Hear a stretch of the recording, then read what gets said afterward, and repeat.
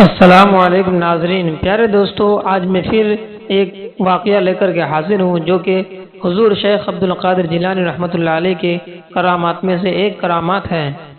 آپ حضرات بغور سماعت فرمائیں۔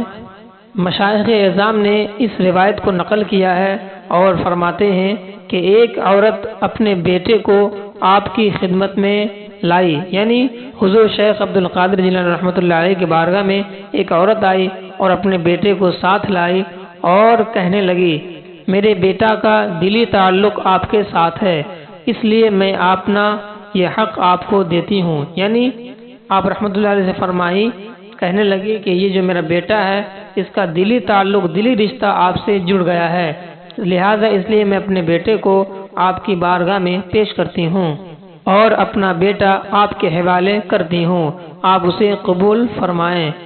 حضور شیخ عبدالقادر جیلانی رحمۃ اللہ علیہ نے اس کے بیٹے کو رکھ لیا اور اس کے بعد اس لڑکے کو عبادات و ہدایات کا راستہ دکھائے اور وہ لڑکا آپ کے پاس رہنے لگا۔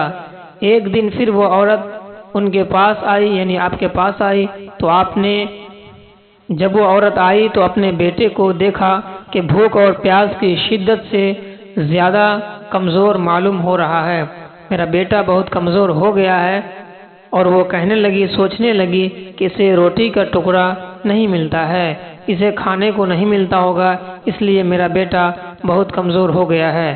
جب وہ عورت شیخ عبدالقادر جیلانی رحمۃ اللہ علیہ کے پاس آئی تو دیکھا کہ ایک پلیٹ میں مرغے کی ہڈی پڑی ہیں، یعنی مرغے کی ہڈیاں پڑی ہیں جسے آپ نے کھایا تھا۔ اس عورت نے شکایت کرتے ہوئے کہا کہ آپ مرغا کھا رہے ہیں، آپ مرغا کھاتے ہیں، مگر میرا لڑکا فاقہ کشی کر رہا ہے، میرا لڑکا بھوکا رہ رہا ہے۔ پھر آپ رحمۃ اللہ علیہ نے ہڈیوں پر ہاتھ رکھ کر کہا کہ اللہ کے حکم سے اٹھ۔ وہ مرغی اٹھ کر ادھر ادھر گھومنے لگی۔ ناظرین غور کریں، جو ہڈیاں موجود تھیں، جو گوشت کھا چکے تھے اور ہڈیاں دسترخوان پر موجود تھی، تو حضور غوث پاک رحمۃ اللہ علیہ نے ان ہڈیوں کو حکم دیا کہ ہڈی اٹھ کر کھڑا ہو جا۔ وہ مرغی بن کر کھڑے ہونے لگی اور آپ کے ارد گرد گھومنے لگی۔ پھر آپ رحمۃ اللہ علیہ نے فرمایا اس عورت سے کہ جب تمہارا بیٹا اس مقام پر پہنچ جائے گا تو اسے مرغی کھانے میں کوئی روک نہیں ہوگی، وہ بھی مرغا کھائے گا۔ پھر وہ عورت سمجھ گئی اور خاموش ہو گئی اور سمجھ گئی کہ غوث پاک رحمۃ اللہ علیہ صحیح کہہ رہے ہیں، جب میرا بیٹا عبادت کرنے لگے گا اور میرا بیٹا کچھ بن جائے گا، اللہ تبارک و تعالیٰ اسے نواز دے گا، تو پھر میرا بیٹا بھی اس مقام پر پہنچ جائے گا، تو پھر چاہے وہ مرغا ہو یا کوئی بھی ہو، وہ گوشت مچھلی ہر کچھ کھائے گا۔ ناظرین، آپ نے دیکھا کہ اللہ کے ولیوں کو کتنا پاور ہوتا ہے۔ اللہ تبارک و تعالیٰ نے اپنے ولیوں کو اتنے پاورفل بنا دیتا ہے کہ وہ چاہے کچھ بھی کر سکتا ہے۔ اللہ تعالیٰ کی دی ہوئی توفیق سے، اللہ تعالیٰ کی دی ہوئی طاقت سے ایک مرغا کو بھی زندہ کر سکتے ہیں۔ ناظرین، یہ واقعہ آپ کو سمجھ میں انشاءاللہ آ گیا ہوگا۔ میں پھر بھی ایک دم دو لفظوں میں، دو جملوں میں بیان کرتا ہوں کہ عورت آئی اور اپنے بیٹے کو ان کے پاس رکھنا چاہیے کہ میرا بیٹا کچھ بن جائے، اور اپنے بیٹے کو حضور غوث پاک کی بارگاہ میں چھوڑ دی۔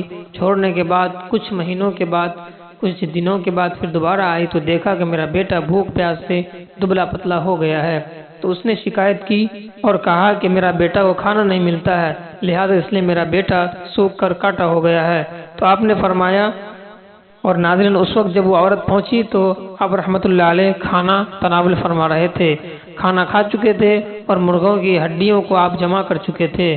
جب وہ دیکھی کہ آپ گوشت کھا رہے ہیں اور کہنے لگی کہ آپ یہاں بیٹھ کر گوشت کھا رہے ہیں، ہڈیاں جمع کر رہے ہیں، لیکن میرا بیٹا بھوکا پیاسا رہتا ہے، تو حضور غوث پاک نے فرمایا اور کہا کہ اے مرغ کے ہڈیوں، تم کھڑے ہو جاؤ۔ تو وہ مرغا بن کر کھڑے ہو گئے اور وہ مرغیاں چلنے لگی۔ تو عورت دیکھی، لیکن حضور غوث پاک نے فرمایا کہ جب تمہارا بیٹا اس قدر اس مقام پر پہنچ جائے گا تو وہ بھی مرغا کا ہڈی جمع کر کے رکھے گا اور مرغا کھائے گا۔ ناظرین، آج کے لیے اتنا ہی، پھر آگے انشاءاللہ کسی ویڈیو کے ساتھ ملیں گے، تب تک کے لیے السلام علیکم۔